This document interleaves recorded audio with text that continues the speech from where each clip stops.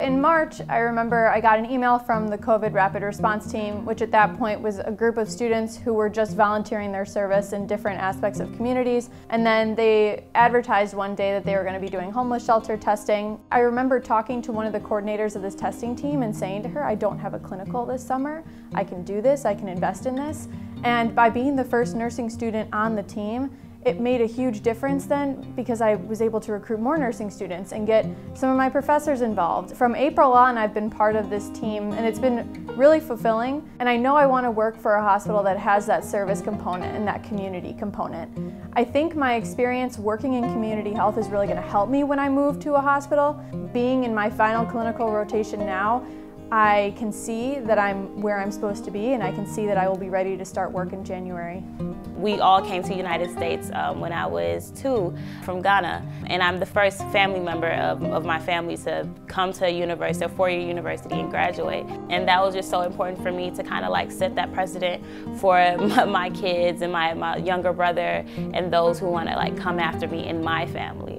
UIC particularly, I felt had something that none of the other universities had, and that was the ability for growth. The very first person in AAAN that I ever met was Mr. Joe Fields. Mr. Fields was able to help me to secure a job at AAAN as the receptionist. I guess I'm really passionate about volunteer work, so although I was just the receptionist, I went above and beyond and started planning volunteering events for the department. Through my commitment about volunteering and social work and community involvement, the department created a position for me and I became the student programming intern and now associate. My supervisors, my higher ups, wanted me to grow. They always created opportunities for me to grow, and they saw the skill sets that I had and they capitalized on it, and they made sure that I was able to, utilize them to the full extent. Post-graduation, I want to continue to be a trailblazer. I want to continue to just be happy. I made a promise to myself that I would leave UIC very different than I came in, and I'm pretty proud to say that I have. I was one of those people that had a family young and life kind of got in the way. A lot of times I considered going back to school, but it was, obviously providing and taking care of family obligations came first. I began working for a faith-based community, like organization, more or less dealing with at-risk youth. In many situations, it was a matter of providing access, helping with resources, and just being a positive influence to, the young people and their families. But it wasn't, bringing systematic or overarching change in their life. It was around this time that I began to, consider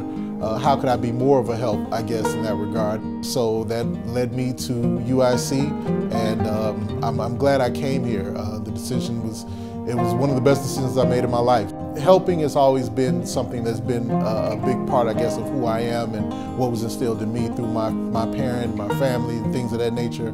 So I think ultimately a career in government is where I would like to go.